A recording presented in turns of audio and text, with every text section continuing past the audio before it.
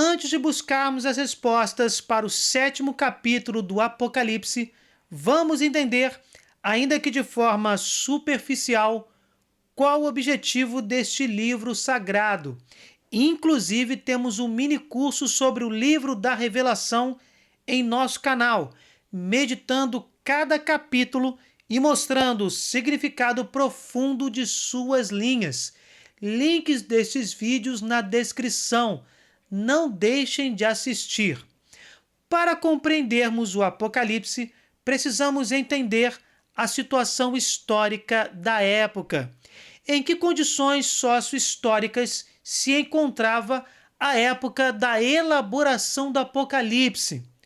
No término do século I depois de Cristo, os cristãos enfrentavam uma grave crise espiritual.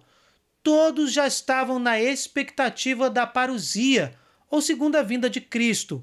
Em 64, o imperador romano Nero começou sua perseguição aos cristãos. Os cristãos eram perseguidos não somente por Roma. Os judeus não convertidos também não tratavam bem os seguidores de Jesus Cristo. Depois de Nero, que declarou o nome cristão proibido, o imperador Domiciano também perseguiu os católicos da igreja que nascia. São João, o autor do Apocalipse, bispo de Éfeso, foi deportado nesta época para a ilha de Patmos. Encarcerado, João, o apóstolo, bispo, começa a escrever para os cristãos um livro de consolação e esperança, que fala da perseguição aos cristãos de sua época e também da perseguição de todos os cristãos durante o tempo da igreja, até o fim dos tempos, com simbolismos, linguagem figurada e transcrição de visões extraordinárias concedidas pelo Espírito Santo ao apóstolo.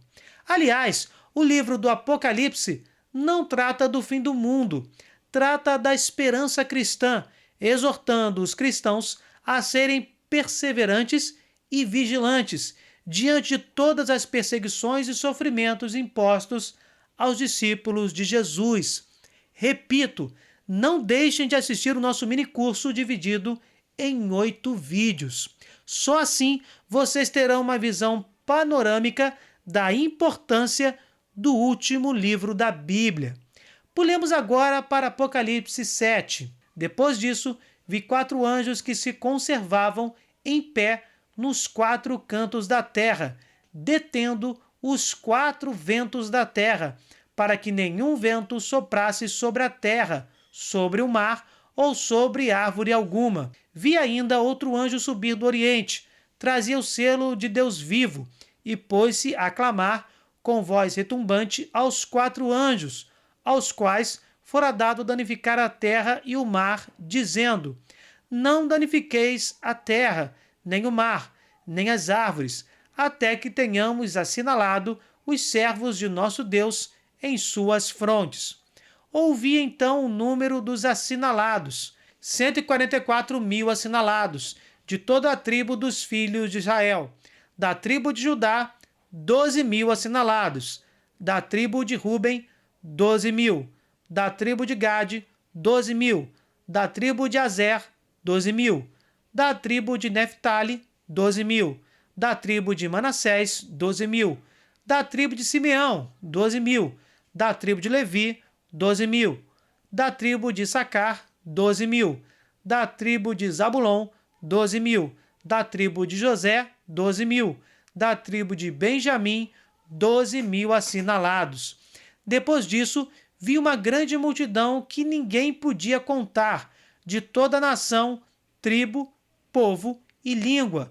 Conservavam-se em pé diante do trono e diante do Cordeiro, de vestes brancas e palmas na mão, e bradavam em alta voz: a salvação é obra de nosso Deus, que está sentado no trono, e do Cordeiro. E todos os anjos estavam ao redor do trono, dos anciãos e dos 4 animais. Prostravam-se de face em terra diante do trono e adoravam a Deus, dizendo: Amém, louvor, glória, sabedoria, ação de graças, honra, poder e força ao nosso Deus pelos séculos dos séculos. Amém. Então um dos anciãos falou comigo e perguntou-me: Esses que estão revestidos de vestes brancas, quem são e de onde vêm? Respondi-lhe: Meu senhor, tu sabes. E ele me disse: Esses são os sobreviventes da grande tribulação. Lavaram as suas vestes e as alvejaram no sangue do Cordeiro. Por isso, estão diante do trono de Deus e o servem, dia e noite, no seu templo. Aquele que está sentado no trono os abrigará em sua tenda. Já não terão fome, nem sede, nem o sol ou calor algum os abrasará, porque o Cordeiro, que está no meio do trono, será o seu pastor e os levará às fontes das águas vivas. E Deus enxugará toda lágrima de seus olhos. O capítulo 6 de Apocalipse termina perguntando quem poderá ficar de pé diante da justiça de Deus que se aproxima. O capítulo seguinte responde: depois do sexto selo, que simboliza aqui de forma bem simples o julgamento de Deus, ainda antes do sétimo selo, o Apocalipse nos oferece uma visão sobre os que serão salvos. Nos versos 1, 2 e 3 são citados 4 anjos, 4 cantos e 4 ventos. Esses 4 anjos são os que regulam os pontos cardeais e os ventos, segundo uma antiga crendice popular judaica. A terra é imaginada como um quadrilátero, os ventos como instrumento de castigo, como está em Eclesiástico.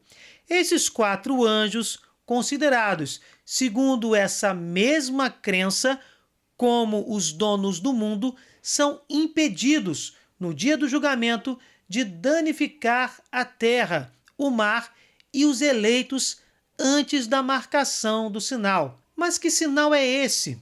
Aqui, João nos lembra do costume antigo de marcar escravos. O patrão fazia isso com seus escravos naquela época.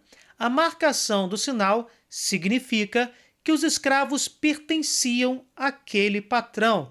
Essa marcação do sinal nos fala de um episódio de seleção e preservação. E este sinal é um T, chamado tal, a letra T em grego, que Ezequiel fala em seu livro. O texto de Ezequiel é uma prefiguração do povo da nova aliança, marcados com uma cruz na fronte. Trata-se de todos os cristãos, marcados com o sinal da redenção. Eles pertencem ao Senhor da vida. Uma marcação odiosa de marcar escravos é substituída, se transforma em seleção para a salvação. Antes, a crucificação significava maldição. Com o sacrifício de Jesus na cruz, tal sinal passou a ser de esperança e de vitória sobre a morte. Nos versos de 4 a 8, o último apóstolo vivo lembra exatamente a libertação do povo hebreu no Egito, no livro do Êxodo. Todas as tribos citadas, as 12 tribos de Israel, simbolizando todo o povo de Deus, foram marcadas pelo recenseamento, conforme Números 1, do 20 ao 43. Este recenseamento, atualizado aqui, é que os coloca de forma definitiva como povo de Deus. Este número, 144 mil, é um número simbólico. Qual seria o critério usado por Deus para salvar somente 144 mil dos bilhões de homens existentes em todos os tempos? 12 vezes 12 vezes 1000 resultam em 144 mil. 12 significa número ideal e 1000 significa totalidade, no simbolismo antigo dos números, utilizado entre os judeus daquela época. Este número, por muitas seitas usado como literal, representa que Deus quer salvar a todos.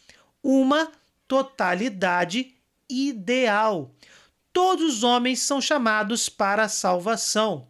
Só não se salva quem não quer.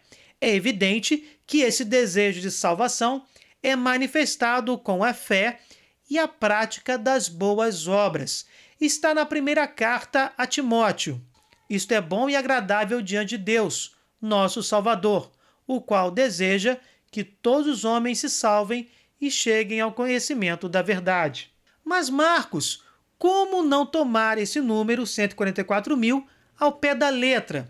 A resposta, além de toda esta que já mostramos, referente aos símbolos da época e às passagens que citamos, está no verso 9.